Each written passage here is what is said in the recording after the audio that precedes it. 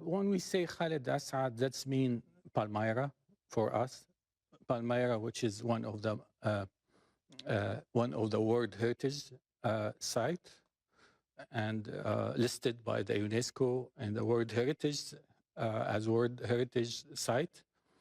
And Khalid Asad was really a brave man. I know him since maybe more than 2 decades. And I worked with him since the year 2000 when I was director of the Antiquities, and he was director also for Antiquities of Palmyra. He was, as you know, maybe for director of the Antiquities of Palmyra for 40 years. He always tried to defend his site, and he refused to leave Palmyra after the invasion of ISIS. And probably the cause of his death is because he tried to defend his site, and he didn't want to leave the Palmyra.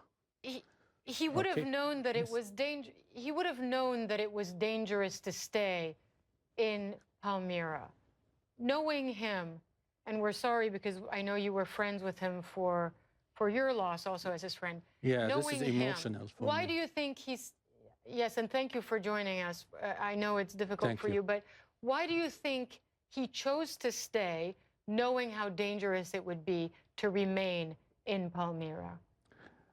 Yeah, the last conversation was with his son, Walid, who was the director of the Antiquities of Palmyra, after him now. And they said that they want to stay. They will stay.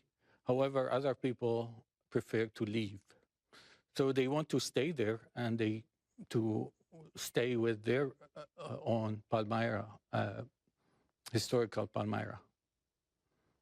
But why do you think, knowing how dangerous it was with ISIS taking over he assumed the danger to stay and not leave his site and his place, assuming the risk which he's taking. And knowing him, and you knew him from the 1990s, I believe. Yes. How did you react to the news that he was so brutally murdered? What went through your mind when you first heard the horrific news? ISIS used to always surprise us and surprise the international media as well with action like that. But this one, for me personally, for a person who I know, who is 82 years old, and he spent his life 40 years working there, it was really unbelievable. This is the first word I was able to write to my colleagues. It is Khalid Asad has been executed.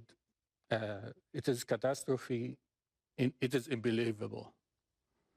I sent that to the international organization as well to my friends and colleagues. What is your biggest worry for Palmyra now? The site itself, ISIS in general, they target mainly the sculpture, what they call it, idols.